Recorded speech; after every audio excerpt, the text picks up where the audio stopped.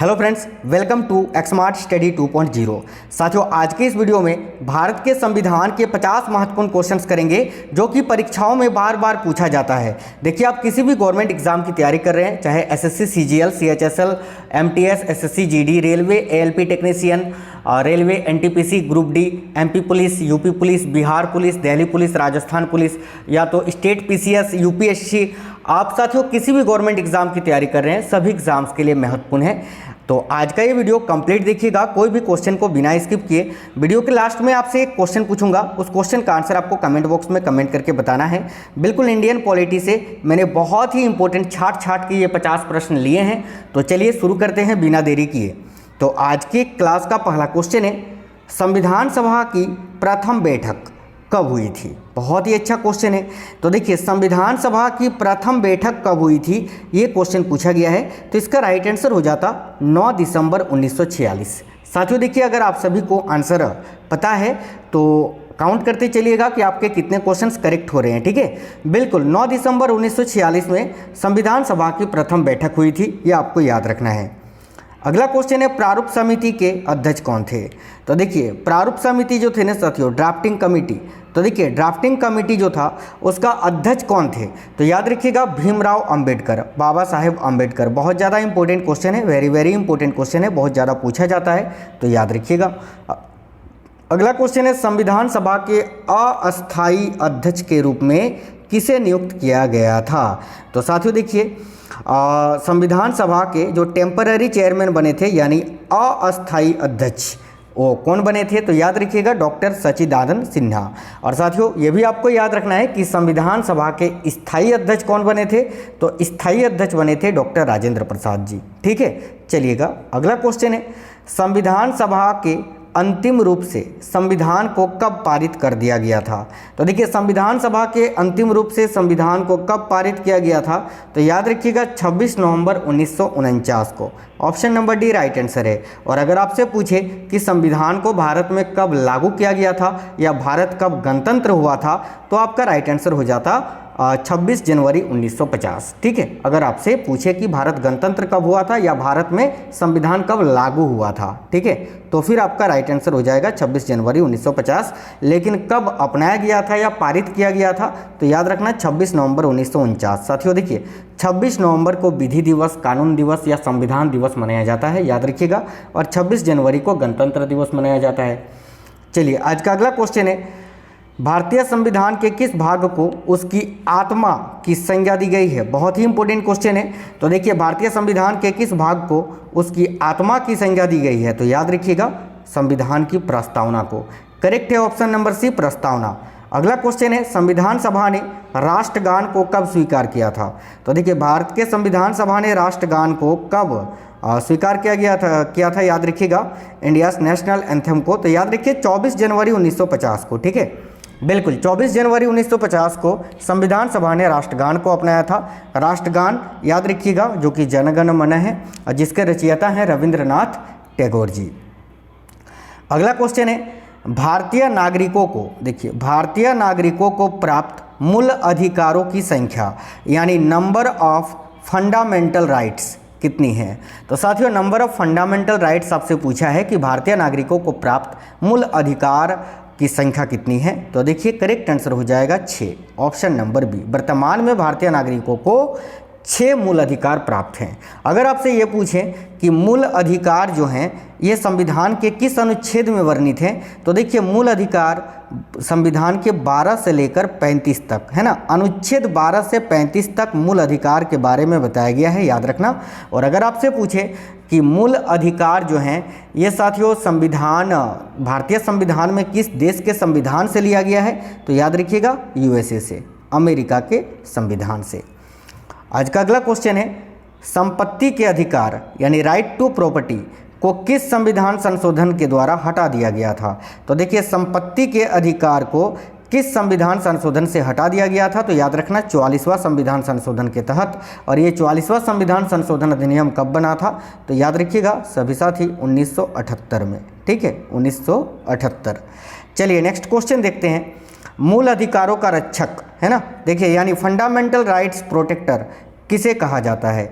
तो मूल अधिकारों का रक्षक किसे कहा जाता है? तो साथियों देखिएगा, राइट आंसर है सर्वोच्च न्यायालय और उच्च न्यायालय दोनों को ही, यानी करेक्ट आएगा ऑप्शन नंबर सी, ए और बी दोनों। ठीक है, both A and B are correct answer.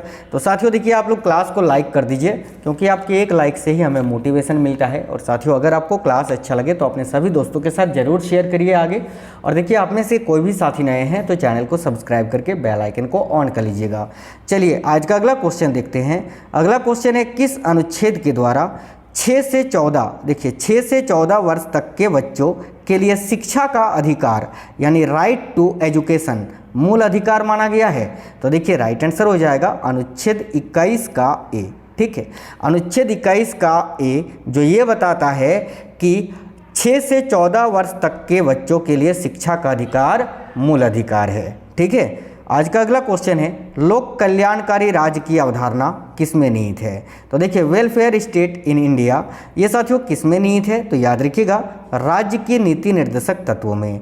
देखिए राज्य के नीति निर्देशक तत्वों की बात करें तो ये आयरलैंड के संविधान से लिया गया है, भारतीय संविधान में आयरलैंड के। ठीक है, और साथियों अनुच्छेद अगर आपसे पूछे कि संविधान के किस अनुच्छेद में राज्य के नीति निर्देशक तत्वों के बारे में बताया गया है, तो याद रखिएगा अनुच्छेद 36 से 51 में। ठीक है, चलिए आज का अगला क्वेश्चन देखते हैं। अगला क्वेश्चन है, संविधान का अनुच्छेद 40 यानी आर्टिकल 40 राज्य को निर्देश देता है कि वह क्या करे?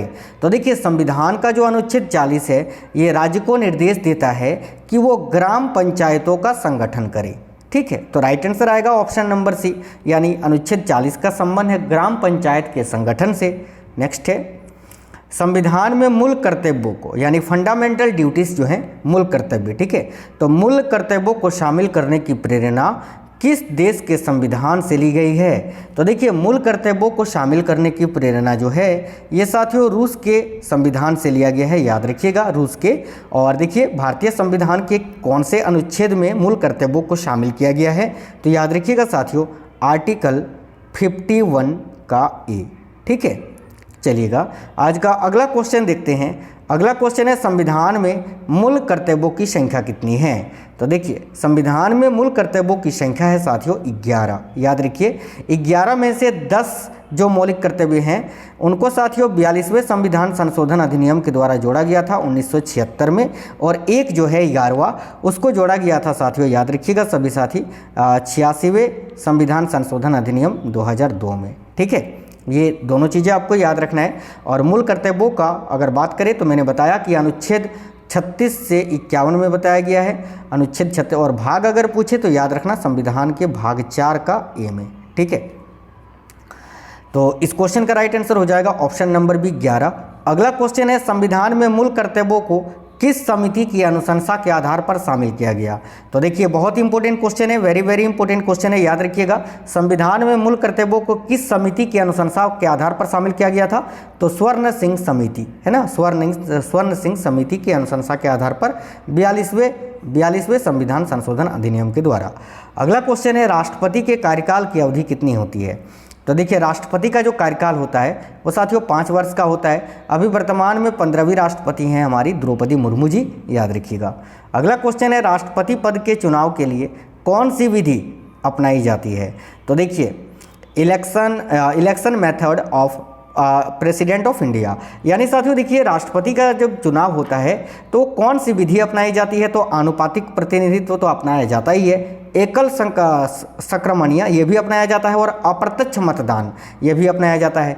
तो राइट आंसर हो जाएगा ऑप्शन नंबर डी, ये सभी याद रखिएगा। ठीक है, अगला क्वेश्चन है, निर्विरोध चुने जाने वाले राष्ट्रपति कौन थे? तो देखिए भारत में निर्विरोध चुने जाने वाले एकमात्र राष्ट्रपति कौन है? तो याद रखिए Neelam Sanjiva Reddy, option number B correct answer है। और भारत के पहले राष्ट्रपति आपको पता ही है डॉक्टर राजेंद्र प्रसाद जी थे। आज का अगला क्वेश्चन है साथियों, राष्ट्रपति पर महाभियोग का आरोप संसद के किस सदन द्वारा लगाया जा सकता है? तो देखिए राष्ट्रपति पर महाभियोग का आरोप साथियों सबसे पहले ये याद रखिए कि संविधान के अनुच्छेद 61 के अंतर्गत राष्ट्रपति पर महाभियोग लगा के उनको उनके पद से हटाया जा सकता है। ये बहुत ज़्यादा पूछा जाता है, तो अनुच्छेद 61 याद रखिएगा। और एक चीज़ याद रखिए कि अनुच्छेद 52 से लेकर अनुच्छेद 61 तक भारत के राष्ट्रपति के बारे में बताया गया है। ठीक है, और देखिए राष्ट्रपति पर महाभियोग का आरोप लगाया जा सकता है संसद के किसी भी सदन के द्वारा, ठीक है, यानी लोकसभा और राज्यसभा दोनों सदन के द्वारा राष्ट्रपति पर महाभियोग लगाया जा सकता है। अगला क्वेश्चन है, तो इस क्वेश्चन को बताने से पहले आपको बताना चाहूँगा कि साथियों मैंने चैनल के अंदर एक टॉप 500 क्वेश्चन का वीडियो अपलोड किया है संविधान का, उस वीडियो को देख लेना, आपका सारा क्वेश्चन कंप्लीट हो जाएगा। आपको मैं 100% गारंटी देता हूं, अगर वो 500 क्वेश्चन वाला वीडियो आप लोग देख लेते हैं तो आप किसी भी एग्ज़ाम की तैयारी कर रहे हैं, आपका कोई भी क्वेश्चन बाहर से नहीं पूछेगा, वही 500 क्वेश्चन में से आपको एग्ज़ाम में आपके क्वेश्चंस देखने को मिल जाएंगे। तो उस वीडियो को आप लोग जरूर देख लेना, हालांकि मैं उस वीडियो का लिंक आपको इस वीडियो के डिस्क्रिप्शन में दे देता हूँ, ठीक है। देखिए, भारतीय संविधान के अनुसार संघ की कार्यपालिका शक्ति किसमें निहित है? तो देखिए, भारतीय संविधान के अनुसार संघ की जो कार्यपालिका शक्ति होती है वो साथियों राष्ट्रपति में निहित होगी, और इसका प्रावधान किया गया है संविधान के अनुच्छेद 53 में, आर्टिकल 53 में ये बताया गया है, ठीक है। अगला क्वेश्चन है, राष्ट्रपति राज्यसभा के कितने सदस्यों को मनोनीत करता है? तो याद रखिएगा 12 सदस्यों को। सिंपल सा क्वेश्चन है, ऑप्शन नंबर ए राइट आंसर है। भारतीय संसद के ऊपरी सदन को क्या कहा जाता है? तो देखिए, भारतीय संसद के 2 सदन हैं, एक तो आपका लोकसभा और एक राज्यसभा। तो उसमें से जो अपर हाउस है यानी ऊपरी सदन वो है साथियों राज्यसभा। तो राइट आंसर आएगा ऑप्शन नंबर बी राज्यसभा। अगला क्वेश्चन है, मंत्रिपरिषद सामूहिक रूप से किसके प्रति उत्तरदायी होते हैं? तो देखिएगा, काउंसिल ऑफ रिस्पॉन्सिबल यानी मंत्रिपरिषद सामूहिक रूप से किसके प्रति उत्तरदायी होते हैं? तो याद रखिएगा साथियों लोकसभा के प्रति, है ना, लोकसभा के प्रति। Option number C right answer है। एक चीज़ याद रखिए कि संविधान का जो अनुच्छेद 74 है वो मंत्रिपरिषद के बारे में बताता है, और अनुच्छेद 75 जो है इसमें प्रधानमंत्री पद की नियुक्ति की गई है, यानी अनुच्छेद 75 में यह बताया गया है कि भारत में एक प्रधानमंत्री होगा जिसकी नियुक्ति भारत के राष्ट्रपति करेंगे, ठीक है। चलिए आगे देखेंगे, लोकसभा की अधिकतम सदस्यों की संख्या कितनी हो सकती है?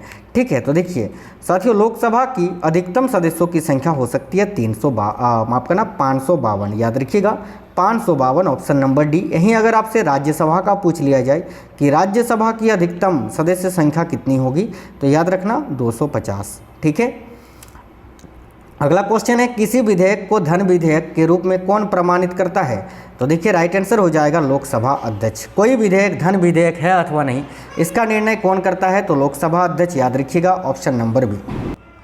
नेक्स्ट क्वेश्चन है, केंद्र सरकार का प्रथम विधि अधिकारी कौन होता है? तो देखिए, केंद्र सरकार का फर्स्ट लॉ ऑफिसर यानी विधि अधिकारी कौन होता है? याद रखिएगा साथियों, भारत के महान्यायवादी यानी जिनको अटॉर्नी जनरल बोला जाता है ना, attorney general of India, Bharat के महान्यायवादी को।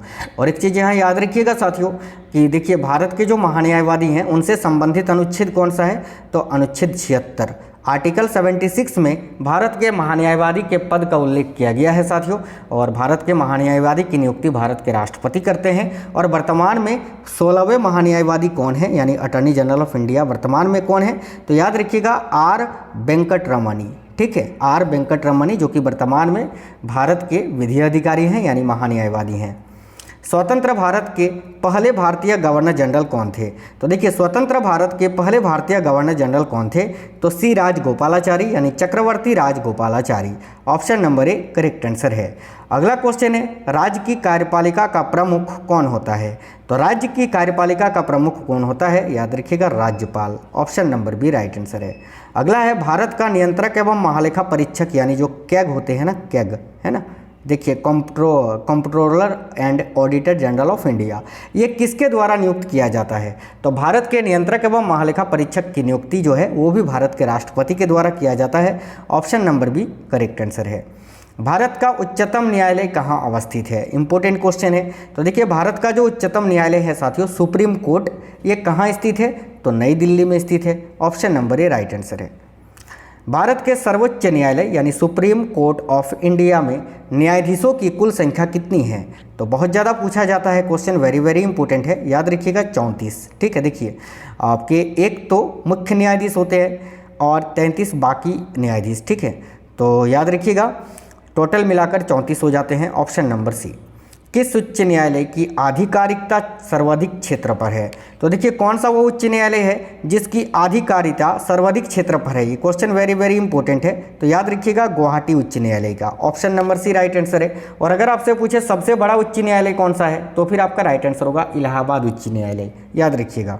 अगला क्वेश्चन है, संविधान के किस अनुच्छेद के द्वारा राष्ट्रपति को सर्वोच्च न्यायालय से परामर्श मांगने का अधिकार प्राप्त है? तो याद रखिएगा साथियों, अनुच्छेद 143 के द्वारा, ऑप्शन नंबर सी। भारत में अब तक कितनी बार राष्ट्रीय आपात की घोषणा की जा चुकी है? तो देखिए, भारत में नेशनल इमरजेंसी अनाउंसमेंट किया जा चुका है अभी तक 3 बार। कब कब? तो साथियों, पहला तो भारत और चीन के युद्ध के समय 1962 में, और दूसरी बार 1971 में, और तीसरी बार 1975 में। ठीक है, याद रखिएगा 3 बार अभी तक भारत में राष्ट्रीय आपात लगाया जा चुका है।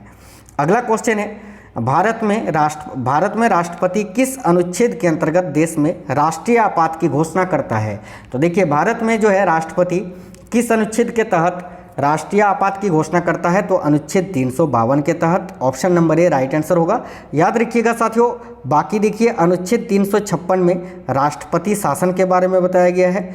अनुच्छेद 360 में वित्तीय आपात की घोषणा है, जो कि भारत में अभी तक एक बार भी वित्तीय आपात नहीं लगा है।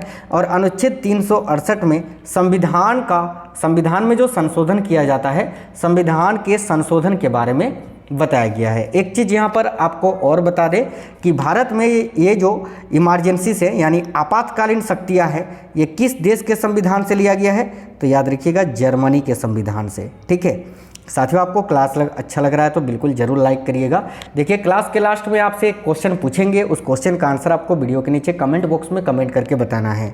चलिए, अगला क्वेश्चन है, दल बदल यानी पार्टी चेंजेस से संबंधित कानून का उल्लेख किस अनुसूची में है? तो देखिए, दल बदल से संबंधित कानून का उल्लेख ये साथियों 10वीं अनुसूची में है। याद रखिएगा, ऑप्शन नंबर सी 10वीं अनुसूची। संविधान द्वारा कितनी भाषाओं को मान्यता प्रदान की गई है? तो देखिए, राइट आंसर है 22 भाषाओं को, और इसका प्रावधान संविधान की 8वीं अनुसूची में है, ये भी याद रखिएगा। और टोटल अनुसूची की संख्या कितनी है? तो 12 अनुसूची है वर्तमान में भारतीय संविधान में, याद रखिएगा। चलिए, अगला क्वेश्चन है, 73वां संविधान संशोधन अधिनियम ये किससे संबंधित है? तो देखिए, 73वां संविधान संशोधन जो है ये पंचायती राज व्यवस्था से संबंधित है, option number D right answer है। और ये 73वां संविधान संशोधन अधिनियम कब बना था? तो 1991 में, याद रखिएगा। वित्त आयोग के गठन का प्रावधान किस अनुच्छेद में है? तो देखिए, राइट आंसर हो जाएगा अनुच्छेद 280 में, ऑप्शन नंबर ए। अगला क्वेश्चन है, राष्ट्रीय विकास परिषद की स्थापना कब की गई थी? तो याद रखिएगा साथियों, राष्ट्रीय विकास परिषद की स्थापना 1952 में की गई थी, option number B right answer है। भाषा के आधार पर गठित भारत का पहला राज्य का नाम क्या है? तो भाषा के आधार पर गठित भारत का पहला राज्य था, याद रखिएगा, आंध्र प्रदेश, जो कि 1956 में भाषा के आधार पर गठित होने वाला भारत का पहला राज्य था। अगला क्वेश्चन है, स्वतंत्र भारत में प्रथम निर्वाचन आयुक्त यानी फर्स्ट इलेक्शन कमिश्नर कौन थे? तो देखिए, स्वतंत्र भारत में प्रथम निर्वाचन आयुक्त कौन थे? तो सुकुमार सेन। याद रखिएगा, चुनाव आयोग का गठन संविधान के कौन से अनुच्छेद में किया गया है? तो अनुच्छेद 324 में, ये भी याद रखिएगा। ठीक है, अगला क्वेश्चन है, संसद द्वारा देश में सूचना पाने का अधिकार यानी RTI जो है, राइट टू इन्फॉर्मेशन संबंधी विधेयक कब पारित किया गया था? तो याद रखना, जून 2005 में, ऑप्शन नंबर सी। देखिए, नागरिक संशोधन विधेयक 2019 लोकसभा में पास होने वाला कौन सा संविधान संशोधन बिल है? तो याद रखिएगा, नागरिक संशोधन विधेयक 2019 ये लोकसभा में पास होने वाला कौन सा संविधान संशोधन बिल है? तो 126वां, याद रखिएगा, option number C. Next question है, और साथियों आपको और एक चीज़ याद रखना है कि अब तक साथियों नागरिकता में कितनी बार संशोधन हो चुका है? तो 5 बार। कब कब? तो देखिए, 1986 में पहली बार हुआ था, 1992 में दूसरी बार, 2003 में हुआ था तीसरी बार, चौथी बार 2005 में, और आपका पाँचवीं बार हुआ था आपका साथियों, 5वीं बार हुआ था 2015 में, और अभी 6वीं बार हो गया है ना, 6वीं बार 2019 में, ये आपको याद रखना है। चलिए, अगला क्वेश्चन है, किस उच्च न्यायालय में सर्वाधिक संख्या में न्यायाधीश कार्यरत हैं? तो याद रखिएगा, इलाहाबाद उच्च न्यायालय में। मैंने अभी आपको बताया कि इलाहाबाद उच्च न्यायालय सबसे बड़ा उच्च न्यायालय है। अगला क्वेश्चन है, भारतीय सेनाओं का सर्वोच्च सेनापति यानी सुप्रीम कमांडर कौन होता है? तो भारतीय सेनाओं का सर्वोच्च सेनापति भारत के राष्ट्रपति होते हैं, ऑप्शन नंबर ए राइट आंसर है। प्रधानमंत्री की नियुक्ति कौन करता है? तो देखिए, राइट आंसर होगा ऑप्शन नंबर ए राष्ट्रपति, इसका प्रावधान अनुच्छेद 75 में किया गया है। अगला क्वेश्चन है, यदि प्रधानमंत्री या कोई अन्य मंत्री सदन का सदस्य नहीं है तो उसे पद पर बने रहने के लिए कितने दिनों के अंदर संसद का सदस्य बनना आवश्यक है? तो याद रखिएगा, 6 महीने के भीतर, option number B. Question number 49, संघ राज्य क्षेत्रों का प्रशासन कौन चलाता है? तो राइट आंसर है राष्ट्रपति के द्वारा नियुक्त प्रशासक। करेक्ट है ऑप्शन नंबर बी। अगला क्वेश्चन है, वर्तमान में भारत के कुल कितने राज्यों में विधान परिषदें हैं? तो देखिए, वर्तमान में भारत के कुल 6 राज्यों में विधान परिषदें हैं, और वो 6 राज्य कौन कौन से हैं तो देख लीजिएगा साथियों। एक तो आपका बिहार, दूसरा उत्तर प्रदेश, तीसरा महाराष्ट्र, चौथा आंध्र प्रदेश, पांचवा तेलंगाना और छठा कर्नाटका। याद रखिएगा। चलिए, क्वेश्चन ऑफ द डे आपके लिए है ये। इस क्वेश्चन का आंसर आप लोगों को कमेंट बॉक्स में कमेंट करके बताना है साथियों। तो बता दीजिए कि सर्वोच्च न्यायालय के प्रथम मुख्य न्यायाधीश कौन थे? Option number A K N. Wanchoo, B G V. Mavalankar, C Hiralal J Kania या डी सुकुमार सेन। चारों में से कोई एक आंसर है। सभी साथी कमेंट कर दीजिए कि सर्वोच्च न्यायालय यानी सुप्रीम कोर्ट के प्रथम मुख्य न्यायाधीश कौन थे। साथियों, आज का आपको ये क्लास कैसा लगा है आप हमें कमेंट बॉक्स में कमेंट करके जरूर बताइए। वीडियो के डिस्क्रिप्शन में संविधान के टॉप 500 क्वेश्चंस का आपको लिंक मिल जाएगा, उस वीडियो को देख लेना। बाकी चैनल के अंदर बहुत सारे इंपॉर्टेंट क्लासेस मैंने करवाए हैं, आप लोग उन सारी क्लासों को देख लेना। ठीक है, चलिए फिर मिलेंगे अगली वीडियो में। तब तक स्वस्थ रहें। ऑल द बेस्ट सभी को। जय हिंद साथियों, वंदे मातरम।